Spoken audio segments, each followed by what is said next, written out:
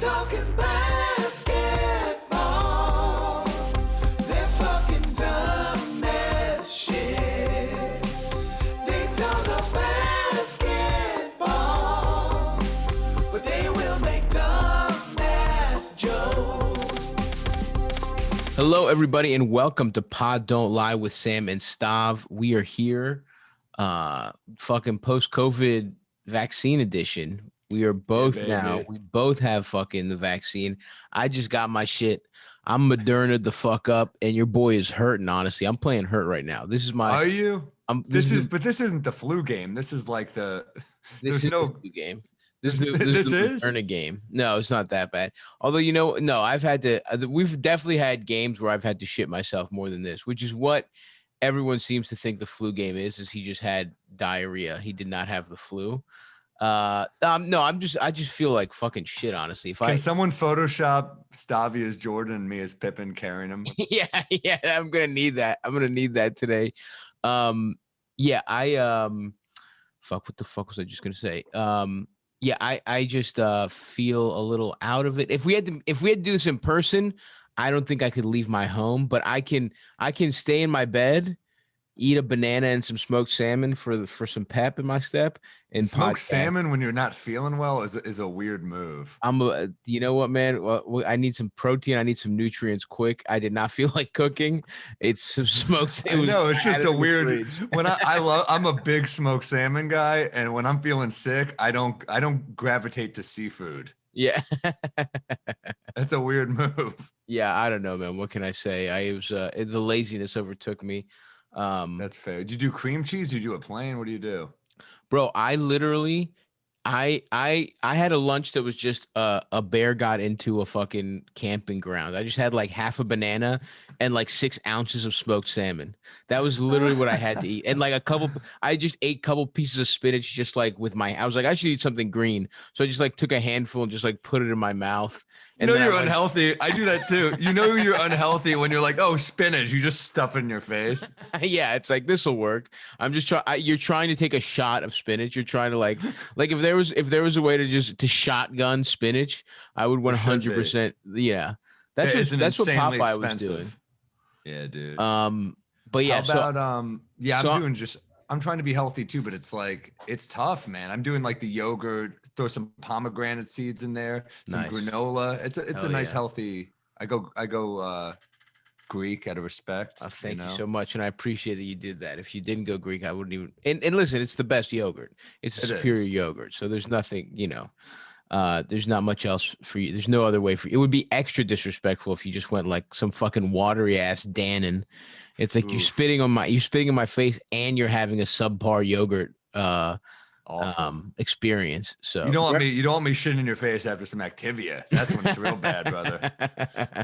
Never had Activia, but salute to Jamie Lee Curtis. Still keeping it together, by the way. Still keeping it tight. And by the way, you want to have a nice time, folks. You watch Trading Places. Her titties are looking incredible in that. So that's True Lies. True Lies, of course. That's this. You know what? I might watch True Lies just to just to get through. I was like, I'm gonna feel like shit because I got it Saturday night. Right, we're recording this on a Monday afternoon. Where I've just been, like I said, in my bed, preparing to podcast and eating smoked salmon. That's all I've done today. So we're recording this on Monday afternoon, but Sunday, it didn't really hit me till like kind of later in the day. And I just decided when I started feeling like shit, I want to just fast forward through the day. So I'm just going to watch I'm going to watch a long ass movie and just True Lies is a good I'm not feeling great. A fun, like kind of tongue in cheek action movie, but it's fun. Yeah. I'm definitely going to watch it. I watched Seven Samurai. I was like, let me watch a classic in the action film genre. Never seen it. I've seen The Magnificent Seven, which is the American ripoff. Yeah. I bet you The Magnificent Seven is probably a little more entertaining. Like this was more like on some film nerd shit. Like, oh, I'm just kind of curious. The pacing is obviously slower, especially I've been watching nothing but the most just idiotic action movies. So it's like, it's kind of hard to go from Rambo 2 to Commando, Commando might be my favorite of the stupid 80s action movies. What's your favorite all-time action movie? You choose one. Oh my God. That's so fucking give me like 3. Give me like your top. Even 5, I'll take. Dude, honestly, Commando is really like it's a newer one in the canon for me. I haven't seen it, but I've never seen it. Dude, it's so good. It's like the quintessential like we have to find the guy out of retirement. I'm trying to like find as many we got to get him out of retirement movies because I like I really want to write like a comedy action movie that's like getting a guy out of retirement. So it's literally been research for me, but dude, honestly, Commando is definitely up there. If we're talking just like top 5, John, I don't know which John Wick I would pick. Maybe probably the second one, I guess. Over the first. The first is definitely the second is fun, but the second is ridiculous. The first is like fun, ridiculous. The second gets a little too crazy for me. I like the first one more. You're probably right. I'd probably go first one more just for the emotional appeal. Yeah, it gets fun. That's why I was just talking to Norman about this. What's why the first superhero movie is always the best because you see them at their lowest and like yeah. Well, and you kind of have that built in, like, oh, I'm rooting for him hard. To go for that, First Blood is definitely up there because it's an incredible Never movie. Seen it. Oh my God. The first Rambo. Action is not like I like him, but it's just not like a genre I know it's literally watch First Blood. It is. I went into it expecting like, oh, because I you're familiar with Rambo 2, Rambo 3, everyone like parodies it and shit like that. First Blood is a legitimately great movie. Like I did not expect it to be, and I enjoyed it a lot more than the other Rambos. The other Rambos just by the third one, it's completely ridiculous. Second one was just a good, solid action movie. But I'm telling you, First Blood is up there. I'll watch it this week. And I just watched a Korean oh fuck, if we're talking, damn, I'm going down now you're not gonna be able to stop me from talking about action movies, but I just watched The Man from Nowhere, which is like similar to John Wick in terms of like a guy who is just like a mysterious guy living alone, and it's like, but instead of like his dog, he's not trying to avenge his dog, he's trying to save like his neighbor, this cute little girl that's been kidnapped by the mafia. And it's like, dude, it's not as nonstop action. It's a better like emotional movie. I think you'd really like that one too. And then we got to get John Woo in the mix, John Woo is dope. His shit is unbelievable. He became parodied beyond repair, but he's still great. The Killer's really good. What's the other one? What's the fuck? I'm blanking on the other one that I feel like a fucking anytime idiot. You get a kid in the mix, and because that's instant likability. It's kind of like any movie.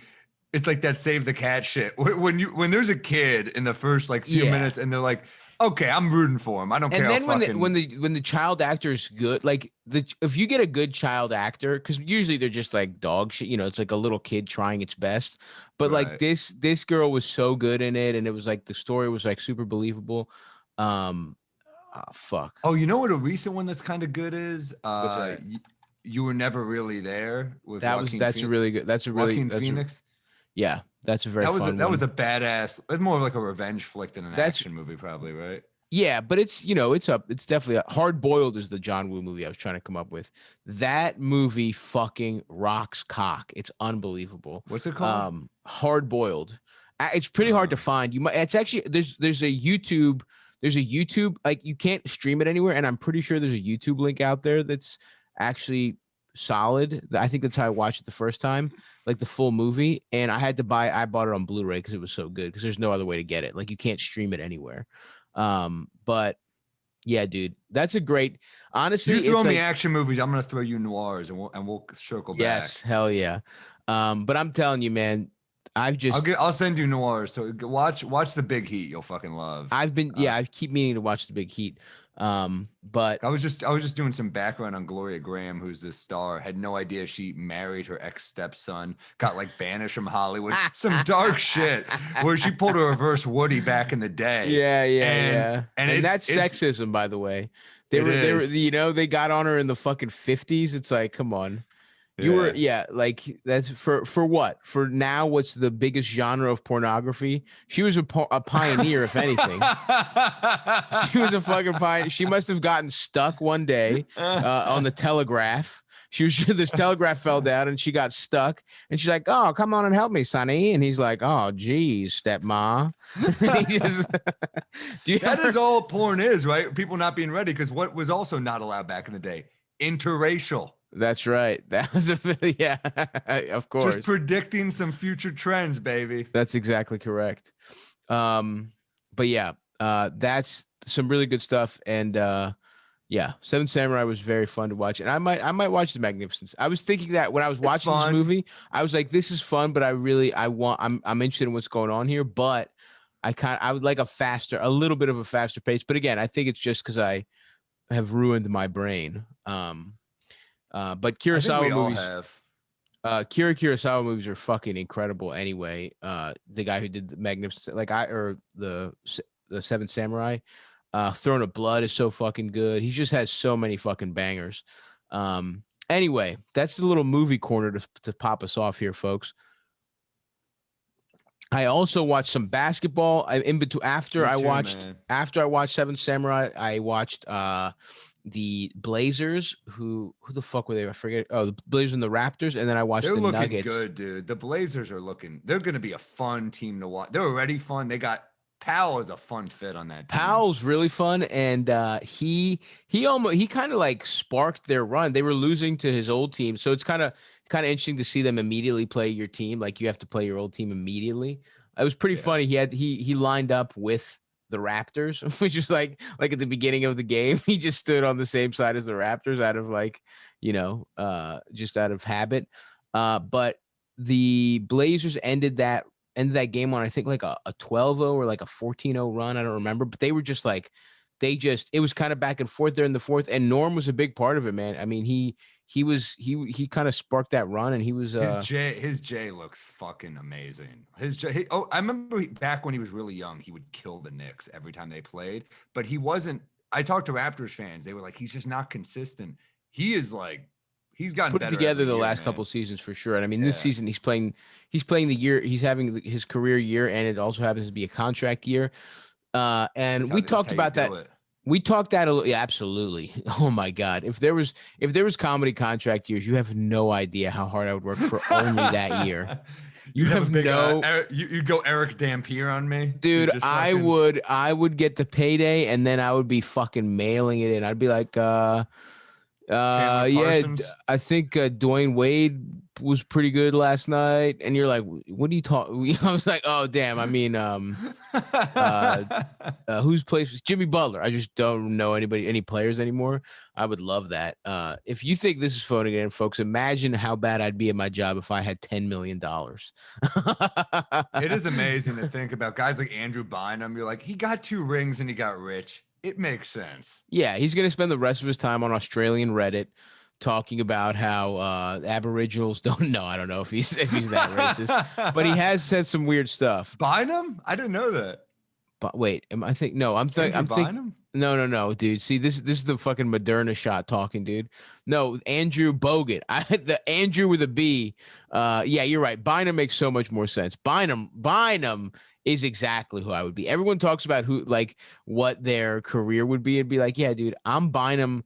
The dream is to be Bynum with the Sixers. The dream is to be the guy who got one last contract and then immediately stopped fucking working. Shouts out to one of the all-time guys in this. This is a football thing, and I only know it because he was a Raven. Do you remember? I don't know if you remember Kyle Bowler. This weird, I think he was like a SoCal. He was like this fucking just like bro.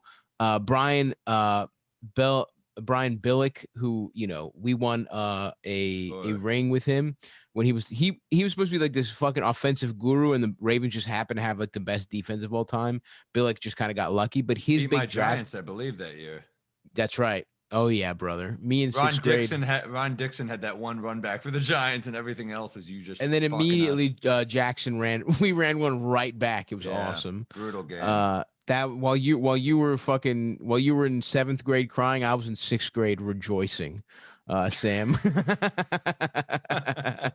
Anyway, Kyle Bowler, he signed a 1-year contract with a $1 million, like a cheap $1 million contract to be like the backup with the Chargers, and retired the next day.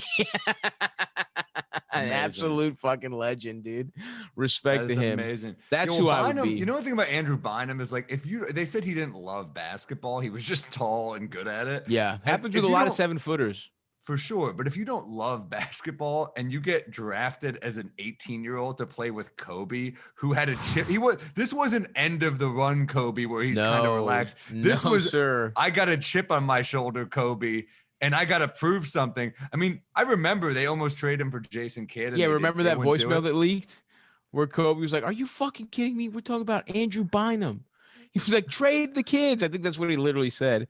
That was hilarious. Yeah. That's a brutal one. I mean, and most people would be like, I'm funny? really sorry. And Kobe's like, probably looked him in the eye and be like, I'm mad at you for not being Jason Kidd. Yeah. He was probably a dick on top of it. Kobe wanted to be Jordan so bad. He even had to have his own Kwame Brown. He even had to have his own teenager that he ruined.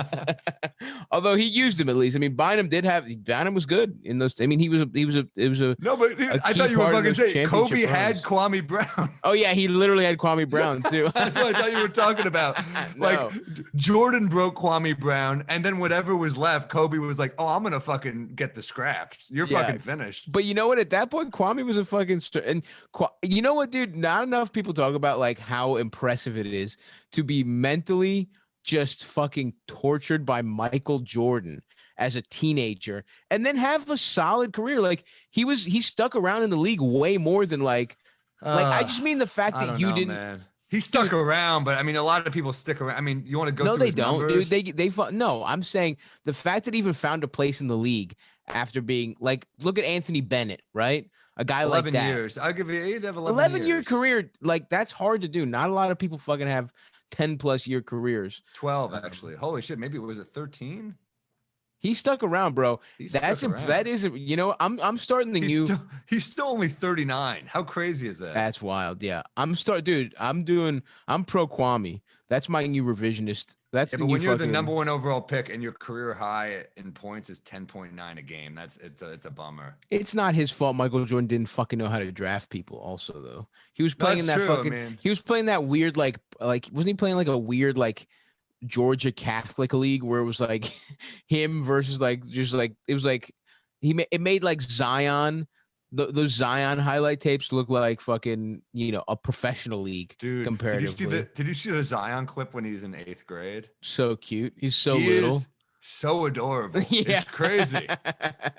And what's crazy is like Zion is such a fucking like machine now that you're like, what the fuck? How is that? But he still has the same. He still has the same mannerisms, and the way he speaks with like, do you think he's still got some humility to him? Where totally, and excitement. What they asked him, you think he's good enough to be on varsity? And he goes, "Yeah, I think I play really hard." It was like, oh, yeah. I just want to give him a big hug. Face. He's got the same face, just little and cuter.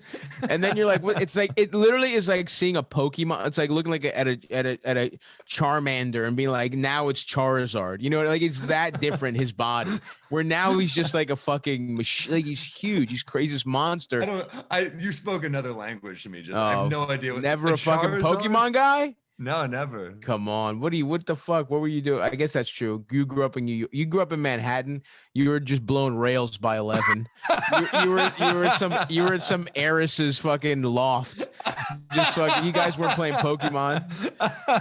You guys were going to a Strokes concert and just getting head. I did see the Strokes in concert once. They were excellent. It was that Room on Fire concert. It was great album. Fucking summed me up pretty hard, dude. That was pretty painful. Never done coke in my life though. That is you've told me that before, and that is crazy. Yeah. That is insane. I have to stop. I stopped. I stopped immediately. I've never done coke, but I've done I've done a ton of the ADD meds. So it's pretty similar. That's meth. That's meth is what you did. You did rich meth. Yeah, dog. Yeah, which I have done as well. I'm like, I got to chill out on cocaine, but then I'll do it. You know what? I'm slowing down on Adderall.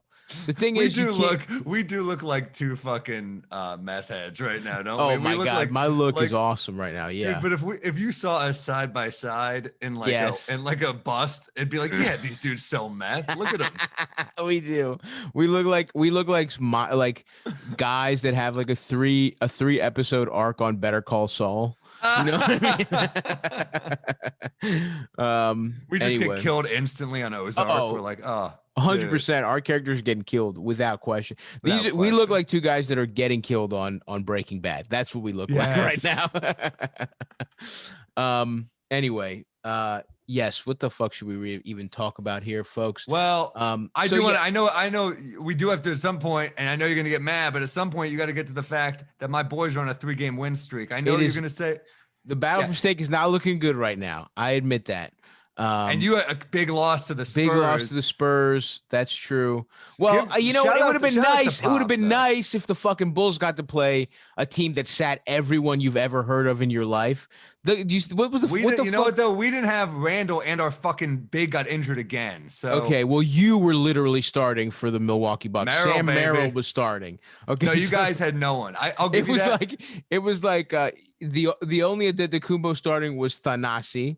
That's not a good sign. Where he's the only one. He looked starting. Great though. He looked great. Yeah, he did. He's a fucking energy. He's an energy player. I love that guy. If he played like that, the Knicks would have kept him. He was shooting threes. Yeah, I mean, he had the fucking green light. Let me look at who the Bucks. Yeah, dude. I will say though, man, they started. Here was their lineup. Hold on: Thanasi, Jordan Nwora, Brooke Lopez, Sam Merrill, and Pat Connaughton. That's who started. Yeah, I mean, look, it's not a good lineup. They only had 3 players off the bench. Some guy named Alex Toupane, who I don't even fucking know who he is. Bryn Forbes, Mamadi Diakite. So there you go. That's who the fucking Knicks beat. Yeah, but you know what? 102-96, by the way. Yeah, and we're winning the season series against you guys right now, which you can't dispute. And yes, you can. That you throw away this one and it's tied, you motherfucker. Okay, well, let me tell you something. We didn't have King Julius, who's been he's hurting if he's not playing. And 2 quick shout outs for the Knicks. First off, RJ Barrett has been incredible the last 12 or 13 games. He's been incredible. And I got to say, I was a little hard on Alec Burks. He's looked incredible as well. 20 plus in the last 5 games for Burks. And RJ Barrett, I posted a picture behind me if you're watching on YouTube. RJ guarding Jimmy Butler. Because the more I watch RJ, the more I think that's his future. I think he is the next Jimmy Butler. Jimmy Buckets. I think there's similarities. Both coached by Tibbs. Both RJ's a very good defender, man. He is looking good. For sure. And look, his shot is inconsistent, but at the rim, dude, he is fucking great. And he's strong. His body's getting there for sure. It's so funny. You were very low on RJ last year. You were very hard on him. You went Shaq on Donovan Mitchell, but on RJ, you were not nice to RJ. It's not that I was. I mean, I just think we got fucked last year. Is the reality where it's like in a 2-person draft, we were number 3, and it was hard for me to deal with that. Remains disappointment. To be seen.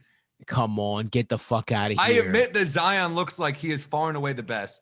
We'll see if he can stay healthy. I love Ja. I'm just saying. Come on, Ja's a better player than you would take our Ja. I think RJ is going to take longer than those 2. I do think Zion is clearly the best player of the 3. Without question, yeah. Zion's been playing great, and I love Ja. You know what? Ja is absolutely going to he's going to stay one of my favorite players, even as other people might pass him. Like some people were like, there was people talking before you like De'Aaron better than Ja though. They're similar players though, you know. Yeah, I like De'Aaron more because of the Kings connection. Yeah.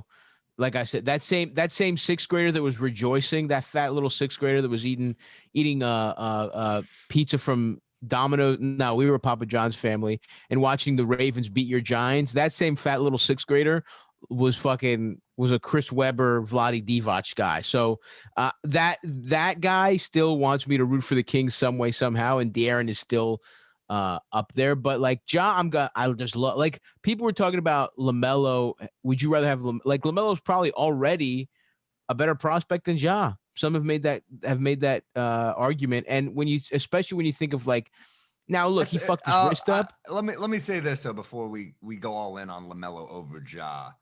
Ja, he carried them last year as a rookie. I mean, that LaMelo didn't have that burden.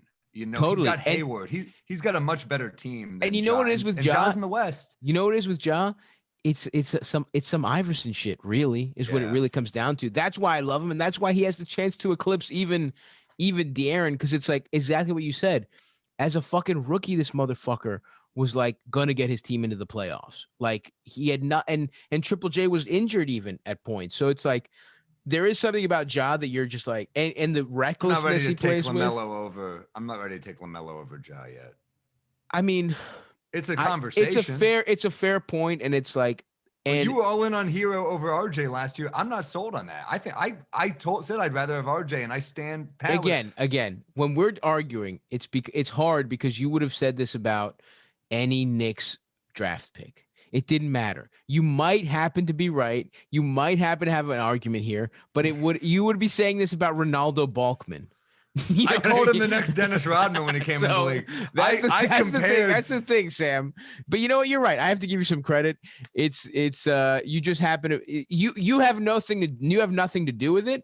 But congratulations. I put the energy out into the world, and the energy bounced back, brother. I had nothing to do with it. But you know what? People turned on RJ pretty quickly, and I think it's important to be patient with these guys. It's important to be patient with young guys. I think his attitude was great from the jump. I think Tibbs is the perfect coach for him. It is so clear that, like, when you have good attitude guys, you need a guy like Tibbs to just turn that into even more potential. I'm bummed to see Mike Woodson, our assistant coach, take a 6-year deal at Indiana, his alma mater. Mike Woodson, we love in New York. Yeah. Last time he was coach. Last time we were in the playoffs. We have Kenny Payne, though. We retained him. We almost lost him as well. With 2 assistant coaches who have been great for us. I do think it's tough, with Barrett, it made sense to be patient. With Obi Toppin, I'm very, like, every time he checks in, I'm like, I don't see it, man. Yeah, Barrett has the pedigree. He's younger. He's got the work ethic. Obi, it's like he was supposed to be good right away, and he's really not. That was the deal. Yeah, for sure. We would have been better off taking literally almost anybody on the board. Yeah. And that's what's fucking hurting. Because, like, we wanted Halliburton. Right. Halliburton, let's even forget about Halliburton. We would have been better off taking almost any other player. Anybody. But speaking of, actually, if not for Quickly, this year would be a brutal draft. If it wasn't for Quickly, Obi should be buying Emmanuel Quickly fucking breakfast he should be waking him up with a bagel exactly the way he wants it. He should be fucking doing running errands for him. He's saving him from being skewered. But we should also talk about what actually does suck. The big news for the Knicks, which is bad news, is you broke it to me because I was at the cellar, so I was watching my phone, but I missed that part. Brutally, Mitch Robinson, after just kind of getting back in the swing of things, coming back from injury, breaks his foot.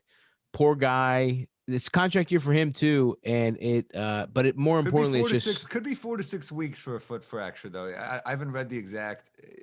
The recovery he could be back for playoffs. Let's hope. Yeah, but it's like he's a big guy coming. Like with a foot, it's probably going to be like, he's probably going to have to take it. So like we see CJ, same injury, smaller guy. It kind of took him like a week and a half to kind of get back in the swing of things, and it's like, are you really going to be like slowly ratcheting up a guy in the middle of the playoffs? I don't know. No, but it's tough. And it's also tough because we talked about the Knicks absolutely missed out on the Drummond sweepstakes because we couldn't guarantee him a starting sweepstakes. The franchise altering Drummond sweepstakes. We're better off. You think so? I think it would actually made sense to come to the Knicks for him because it's a place he could have inflated numbers and gotten a bigger deal next year. I just think if he came and he played well, there's a good chance they just sign him because, again, the same Julius Randle logic of he's 27.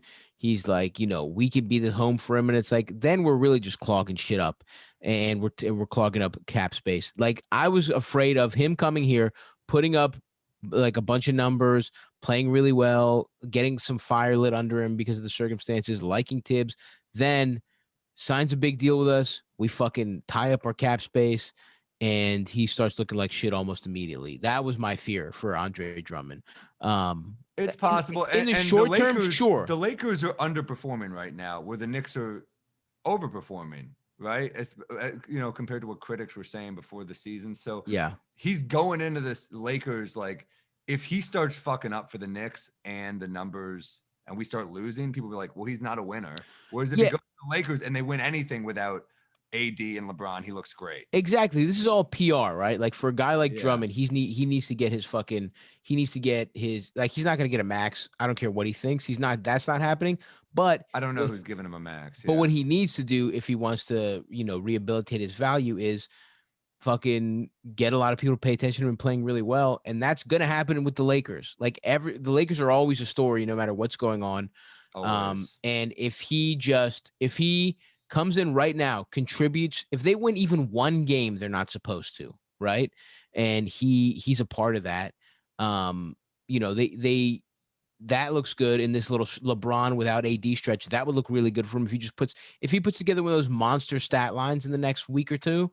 That's huge. But then more importantly, if he has some good moments in the playoffs, that fucking matters. Your boy the corpse of playoff Rondo got a 2-year, $16 million deal, way above what he. It ain't no corpse, brother. It ain't no corpse till July. The crypt keeper.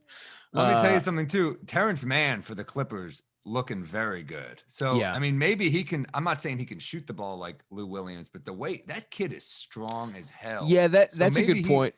Maybe he gets some of those Lou Will off the bench buckets, and Rondo can just be Rondo. He's had some really nice games recently. Who the fuck did I? The Clippers are on a nice. 10 of 12 the other night. 10 of 12 from the field.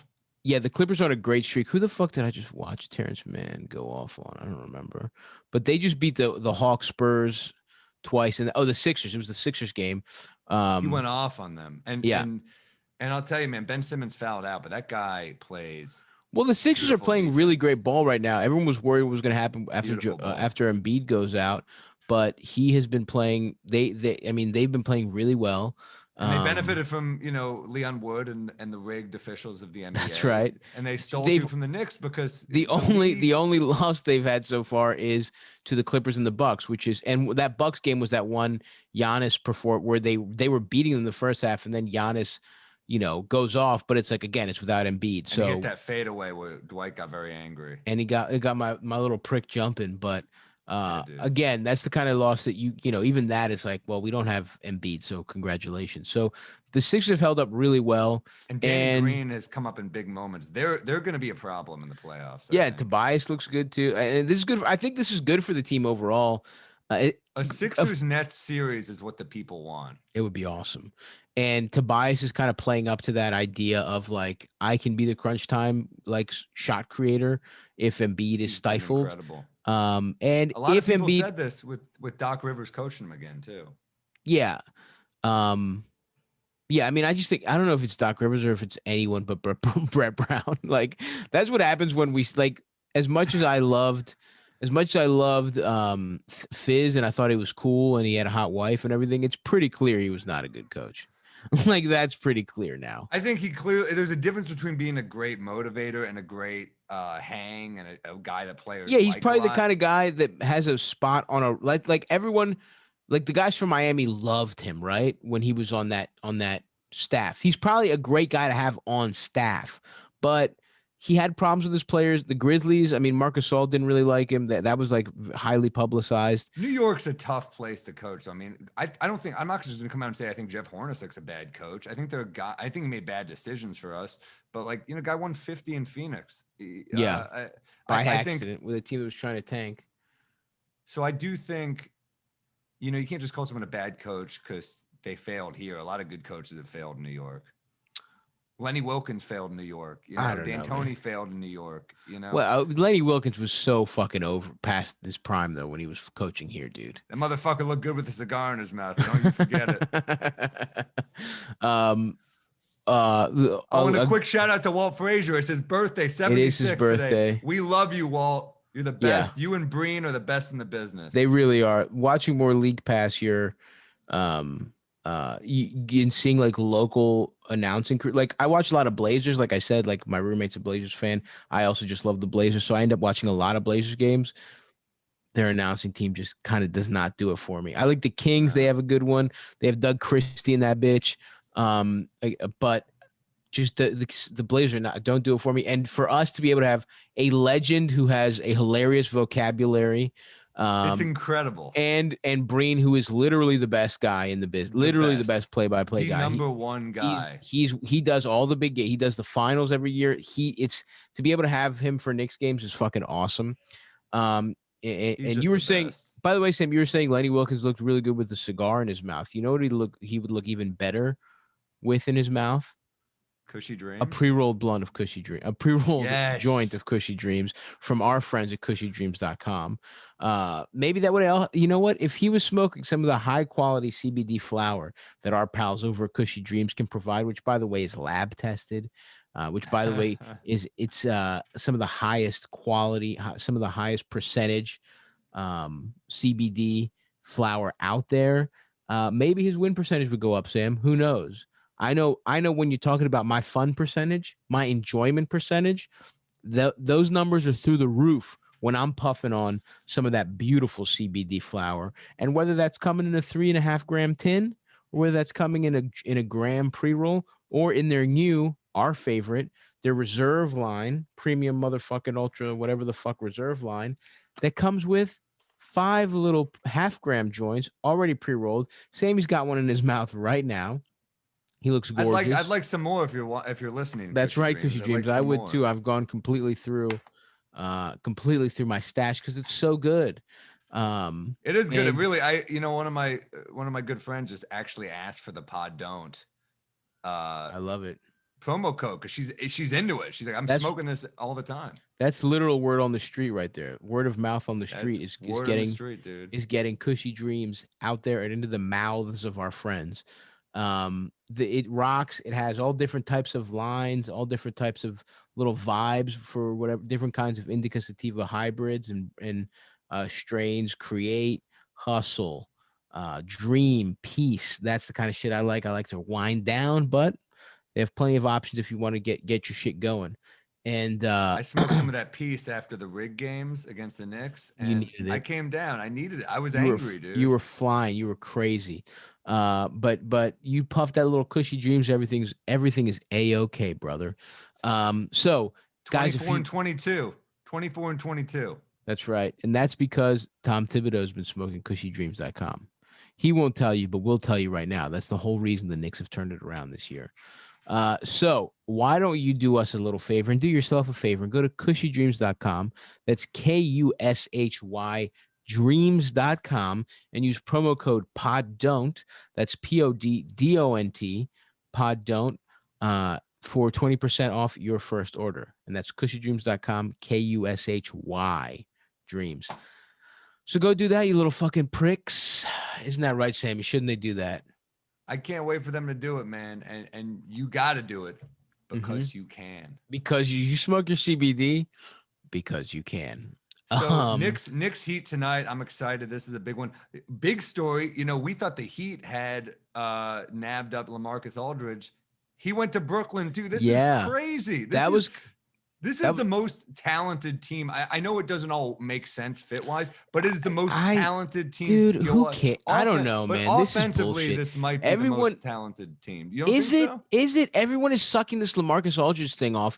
Instagram, Twitter, everyone's like, oh my God. You see these things where it's like they have a combined fucking 800 All-Star appearances. He's fucking, I think this was a bad move, personally. I don't understand it. I don't like. What do you need him? Okay, what do you need in the kitchen? What do you need him and Blake for? Why the fuck is this team adding another a guy who's even less athletic than Blake, plays maybe worse defense? I don't even know which one of them plays better defense. What is a team that has all the scoring in the world, adding another slow moving 4/5 who can't defend anybody and can fill it up? I don't understand this at all. You make an interesting point because I was enjoying watching Claxton with this team. Exactly. He's so athletic. And he's either taking Blake or Claxton's minutes. And either way, it's you're either fucking up, you're either taking away minutes from a potentially useful younger player who gives you a different look, who gives you some energy, who gives you some defense, or you're creating a locker room problem by basically going back on a promise clearly that you made to a different veteran earlier on who has a similar set of skills. Like, you're really going to play them. Do you think they made a promise with roles? Because if that's the case, then yeah, that's a problem. Because I kind of think Joe Harris or Durant is going to be playing the 4 a lot. You know, so Joe Harris. Well, was he going to play the 3 and Durant's the 4? Yeah, I guess Joe Harris is like a 2-3. I see what you're saying. But they play small. They're on the wing. They're on the wing. Yeah, but if you're doing right. Kyrie, Harden, yeah, fine. Blake is Yeah. a 4 maybe, but that's exactly right. It doesn't make any fucking sense. And it's like, and then here's the other thing: DeAndre is closer to them than he is like a top 15 center in the league. He's closer to fucking LaMarcus Aldridge than he is like, But he's a different type of player. He's more of like I know. I'm just saying they got another old, past his prime, fucking 4 or 5. Congratulations. Who can't play fucking defense? Who gives it? That's not what that team needed. I don't understand it. Who is available defensively? I think for one thing, it's a good move just because you blocked a team in Miami from getting him, and he maybe. So that's one reason. Maybe, I guess. Yeah. For another reason, I think it's a good move because it's just, injuries happen in the playoffs. You've just added depth. You've just added another guy who can give you a bucket in the playoffs. This guy dropped like 50 in a game 2 years ago. He could still score mid-range. He's still a great shooter, soft touch. Does it fit? Not really, but no one said that Harden would fit with these guys. It's like, yeah, but we're talking about, I mean, listen, here's the thing, if this is a video game, right, and we're not talking about people's personalities, we're just saying, oh, they have extra talent on the bench if things go bad, fine, right? If somebody gets injured, more minutes open up, okay, you're right. It's better to have LaMarcus Aldridge than to have to fucking sign a guy off, some G League guy to a 10-day contract or whatever the fuck. But that's not how these things work. And if I'm Blake Griffin and I see they sign LaMarcus Aldridge, how am I feeling good about that? I don't think so. I've clearly just lost a lot of money because you got a buyout, and I guess, yeah, it's interesting. I don't know, and maybe this hurts either. It's going to hurt either Blake or LaMarcus in what they're or the team. Those are the options. Yeah. Blake, LaMarcus, or the team. Because I think Claxton. I hope they don't take Claxton's minutes because he's been playing pretty good and he's young as fuck. Like he still is like a guy. Well, let's see how they play though. I mean, I'm curious how they play together. I mean, you're right. I am curious. Aldridge is such a veteran that I feel like, and I hate saying this, I feel like this does make them better. I just feel like the Nets. I don't see that it does. Are one of the most talented. Well, like honestly, I guess we'll see. Honestly, so even think like fucking Gorgie Dang, I'd even literally rather have like Gorgie Dang and like you think that he's kind of an outdated style of player, but I look at him, I'm like, well, is Paul Gasol, would he be an outdated? I mean, these guys both added range. They added a 3-point shot. I don't know. I think he might work. He just can't defend, bro. The Nets needed defense more than anything. Like the Nets, who are full of offensive talent and have no real defense, could have used a defense first player. Like, or just somebody who's even average, who's not old. What confuses me about Aldridge is why he wanted to go there instead of Miami. I think he would have had a bigger role in Miami. Maybe both teams said, look, you're coming off the bench and you're certainly maybe that's what it is. And maybe Aldridge literally just wants to, he's in the fucking Gary Payton on the Heat stage of his career, and he's like, fuck it, let me just ring chase, and he thinks the Nets are gonna win, and he's like, hey, if I play 9 minutes a game on a fucking team that wins a ring, that's fucking cool. I don't give a fuck. Remember how much money David West walked away from in Indiana just to get rings. And again, he's the kind of player I'm not saying he's bad. Yes, he could definitely have a big moment. There could be a LaMarcus Aldridge game in the playoffs. That's a total possibility. Of course. But there could also be 4 Julius Randle games in a series. So buckle the fuck up, baby. That's great, man. That's such a good point. I'm pumped with what we're doing right now. Yeah, let's just talk about Mitchell. Let's talk about the best buyout acquisition, and that's Austin Rivers to the Milwaukee Bucks, baby. Beautiful pickup there by the Bucks. Rivers waived Ferguson. I guess we got a second rounder out of that. That was all they were doing. They waived Ferguson and Poirier, or whatever the fuck that guy's name was. Right after he posted a picture with Frank Ntilikina from the French team. That's hysterical. Brutal. This guy thought he was gonna get to come live in New York, hang out with his boy from France. And they're like, hey, yeah, the Knicks management is like, well, you'll see him there. You'll see him in France. It's an ugly business at the end of the day. But yeah, I think Austin Rivers is going to give them something they need. I think, he couldn't really crack the Knicks rotation, but we actually do have a lot of point guards who I just think are like slightly more usable than him. He was playing a lot in the beginning.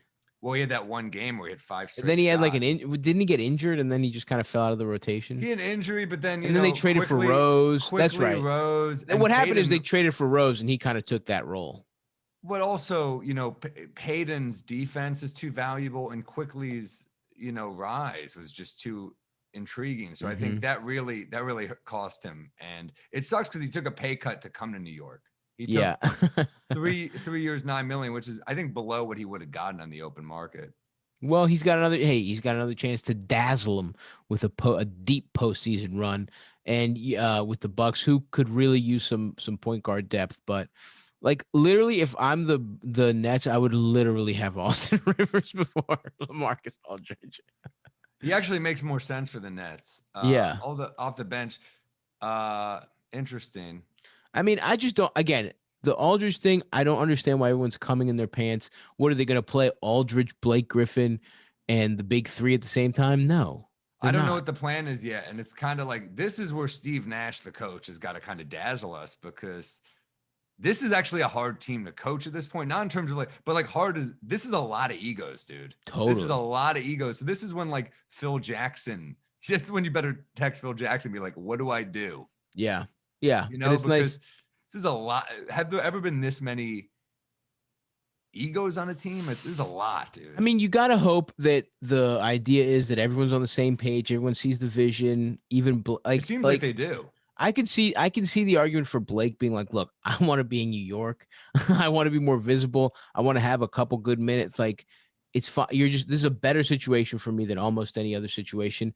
It almost makes more sense for me. Like Aldridge, it's like, maybe it's what we said earlier. He just wants to win a ring, and he thinks the Nets are the closest to that. So I just picture Blake getting his comedy set of ales. He's like, "Fuck, I can't do a 720 at Stand Up New York. We're playing the Bucks that night." Yeah, he's like, "I'll come at halftime. You got to put me on fourth though, so I can get back."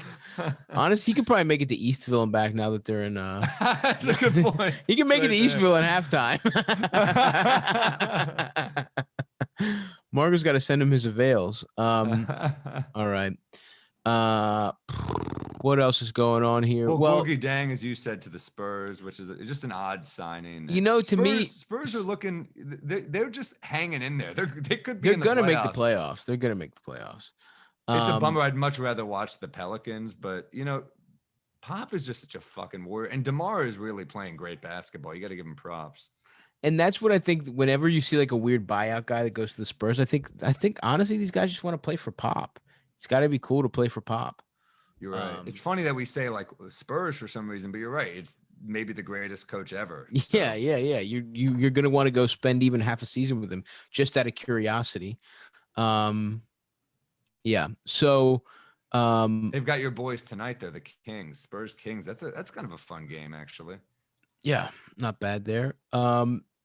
So in other news, we talked about Norm Powell looking good in his Blazers debut. Aaron Gordon looked pretty good with the Nuggets. Wearing Mr. 50 now. He's wearing number 50, and he had, his box score wasn't crazy. I think only like 13 points or some shit like that. But played nice D. He looked really good playing with Jokic. Just kind of like was cutting, got open. A couple wide open corner threes. And I just think he makes sense. I think it's going to be a nice little fit there with that. And it's always nice to take a game off the Atlanta Hawks, who I'd love to see just get out of the playoff conversation, because any team just messing with my Knicks, beat it. They were hot for a minute. They've lost a couple. Nate McMillan though still seems. Well, they were hot as shit. It's like, but it's like, you know what? I think the Travis Schlenk, the GM, was very smart in when he fired Lloyd Pierce, because they had like just a run full of like the Wizards, the fucking Wolves, like they had like such an easy the Pistons, Magic, all that kind of shit. And so yeah, they went on a crazy streak. They're still 6. Watching them, I realize I really do kind of like watching Gallinari still. He when he does that face up, he's just kind of a fun player to watch. If Trae Young took the scoundrelry out of his game, they'd be an incredible team. I love I really like John Collins. I love watching them fucking. You think he's hot too? I think he's hot, dude. I want a little kiss on the lips from John Collins. Would you? No. Would you kiss John Collins on the lips if he offered you? He is a handsome man. What would it take? Oh, $3? Floor seats to a game in Atlanta? Yes. Are you kidding me? How long would you kiss him Without for? question. I don't know, man. I'm not trying to get my tongue in the mix, but I'll give him a nice long smooch. For floor seats, yeah. Wait. Against the Timberwolves. Ooh, floor seats are expensive. I know. You might be sitting next to Future or some shit. You might get some cool seats. Yeah. I'm like, oh, hey, Quavo. I did some gay shit to get these tickets, by the way. He's like, that's how we all get the tickets.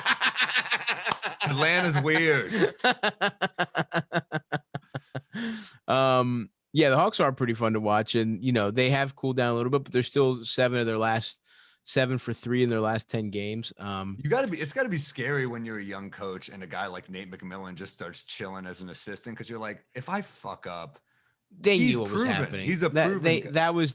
I mean, that was. That's why Jason Kidd took that Lakers job. He's just hoping Frank Vogel would eat shit. Yeah, and Vogel, everyone. Yeah, it was a similar thing. It was very similar. Yeah, I would say too good. The Heat also have kind of gone on a little slide. I mean, the Hawks haven't really, they've cooled down, but they're not crazy. The Heat keeps on going, brother. The Heat have lost 6 in a row, so I actually am betting on them beating the Knicks. Then I don't see them losing 7, baby. I'm sorry to say it. Well, depends on whether or not King Julius comes back tonight. The beautiful Bulls are on a 3-game skid. I'm hoping they got the Warriors tonight. I'm hoping they can suck them off. It'd be nice to get is a Curry win. back? I don't know, actually. Shit, he hasn't been playing. He's questionable. Damn it, that's one they could take. He's questionable, baby. Fuck. Let's fucking get it. Then they got the Suns, which is brutal. I'm just hoping something bad. Brother. Suns and the Jazz. And then the Nets. Jesus Christ. Yes. Suck it, Chicago. Fuck. Come on, Vooch. You fucking cocksucker. Do something for me, baby. Knicks tape, brother. We got T-Wolves on Wednesday, and we got my arch nemesis, the Dallas Mavs, on Friday. That's a big game. They need to keep losing, brother. They need to keep losing. But hopefully my man RJ Barrett puts the clamps on Luka. That's right. He could become that kind of guy. Yeah, man. I mean, it's really, to me, it's like the Sixers keeping. They've been doing really well even without Embiid. They're still number 1, which is kind of crazy to think about with how good the Nets have been playing and them losing Embiid. That's very impressive for that team. Have we underrated Doc Rivers as a coach? No, I don't think so. I think because it's not. He is a great coach. He is, but it's like it's literally just when it matters them. I mean, it's a playoffs type of problem. And it's not even, he's been there before. Obviously he's already got 1 chip and he's had long runs, but it's no one is saying he's a bad coach. No, we've never said that, of course. Yeah. But and he's certainly not a cuck the level of Budenholzer. Players love playing for him. I mean, yeah. You hear Tobias, like they go out of their way to be in interviews to be like, coach puts me in the right places. Like Tobias is aware that Doc is getting the best out of him. And, I remember I met Blake in Montreal and I was asking questions about Doc. And he goes, I love him. Players seem to really like Doc, I think. Yeah. He seems like a cool guy. And he's friends with Larry David. Yeah. They play golf together. That's awesome. I love it. He should be on a fucking Curb episode. Yeah. So they're looking good. And then, if the Lakers are down to the 4 seed, and you know what I'll say? Clippers have also looked good, man. And the Clippers could really do some damage here. They might be able to get, dude, how much are you hoping that my playoff Rondo prediction does not come true just for the sake of the tone of the podcast? I'm not hoping anything. I know I'm a man of science and fact. And I know that Rajon Rondo is washed. I'm like an anti-masker, but in like one of those places where for some reason it just doesn't spread. And you're like, what the fuck?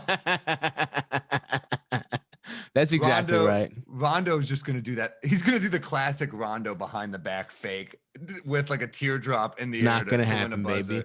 In fact, you know what? It's gonna be. This is setting it up beautifully for a collapse where Rondo, not only is he not playoff Rondo, he single-handedly loses a game for the Clippers. No. I can see it now. Yeah, I he can doesn't see do it that. in my heart. He's too fearless in the playoffs. Whatever, Two-time man. champ, my man Rajon Rondo. Whatever, man. Fuck you and fuck Rondo. Nah, Why don't dude, we read a couple reviews here to round out the episode? What do you think what do you think there, Sammy? Hey, you know I love reading the reviews. Okay, here we go from Wonderman 1984, who says, "My girlfriend plays this podcast to go to sleep. Every night my girlfriend requests to play the podcast to go to bed at night, but when I play it during the day, she thinks it's annoying. Kudos to you boys for your first female listener who can laugh freely at breaking down Ty Lawson's stance, switching his stance on Chinese cakes, at least when she's half asleep. Thank you, Wonderman 1984. Love the pod. Honestly, not enough Knicks talk. Hit it, Harry." That's from Lonzo. That's from Lonzo Waivers. Frankly Hard says, "Get wrecked, Sam. These boys have huge cocks." Thank you. Funko Pop Dad, buying stocks in Sam. Sam is on fire. Going from name checking the wrong Jewish Patriots receiver at the start of the episode to mind meltingly equating Julius Randle and Luka Doncic all in the span of one episode. It's just a chef's kiss. The kid is having fun out there and we love to see it. Stay hungry and go C's, baby. No, not go C's, but thank you, Funko Pop Dad. Aretha Boom, thanks for the memories. Marv Albert said he could only get hard by listening to this podcast, and I'm starting to feel the same. Respect. Ernie Purcell says, "Trust the pod says." Stav's lose more to increase lottery odds mentality is absolutely correct, but it's also very entertaining watching Sam's delusion evolve in real time. Seeing the way he's changed his tune on Julius Randle over the span of this pod is like watching the media fawn over George W. Bush because he slipped Michelle Obama a Jolly Rancher at a funeral. Who cares if your team drafted a forward who's going to be Medicare eligible before his rookie contract ends over Tyrese Halliburton? Good one. They have a single all-star, which is something only reputable teams like the Bulls, Magic, and Wizards can say. Hit it, Harry. The Magic can't say it anymore, brother. You're right. The Bulls have two now. And the Knicks, they have two, and they're not in the playoffs, brother. And we have one, and we're hanging tight. Jesus Christ is our Lord. I can't wait to fucking go to that game with you, brother. Oh, I can't either. I can't wait to watch the Bulls take a lead by that point. They'll have worked their way up. I can't wait to watch Julius just fucking use his body like a fucking gazelle, just dancing past everybody. Not going to happen, Chief. From the corner for three. Not going to happen, Chief. It's going to be the Bulls all day, April 24th at the Garden. And yeah, you're right. I didn't like Julius Randle last year, and this year I'm in love. And you know what? It's kind of like the movie When Harry Met Sally. It started bumpy, but guess who ended up in the end together? That's right. And you are Sally for sure. Oh yeah, Jesus Christ, our Lord. I'll be Sally to Julius any day of the week, brother. You're in that fucking sandwich shop busting a nut left and right. I'm actually coming in a bar. They're like, please stop. Please stop. Sir, you can't hands-free masturbate in this sports bar watching the Knicks beat the Magic on a Wednesday in March. Like, sir, please stop coming in my tavern. Fuck. Julius. I'm sorry, I can't help it. Julius just does this to me. Okay, a couple more here and then we'll wrap up. Jesus Christ is our Lord says, "Big fan, my favorite podcast to listen to while eating Cinnamon Toast Crunch and reminiscing about my JV basketball days." That's right, brother. That's the way to do it. Yeah. Brando Grave says, "More than a basketball podcast, a great expose of dealing with mental illness and addiction on both sides of the issue. Sam huffing the Jenkum fumes of the Knicks and Stav, that put upon co-host just trying to record a podcast, show us through the veneer of basketball that our mental health services are lacking. Great basketball commentary as well." Thank you, Brando, and thank you to everybody who listens. And if you want to listen to more episodes, go to patreon.com/poddon'tlie. We did our trade deadline extravaganza that was up on the Patreon, and we will continue to do. We do 2 episodes a week. One is free and one is on Patreon. And it's heating up, baby, as we get closer to the playoffs and the championship eventually.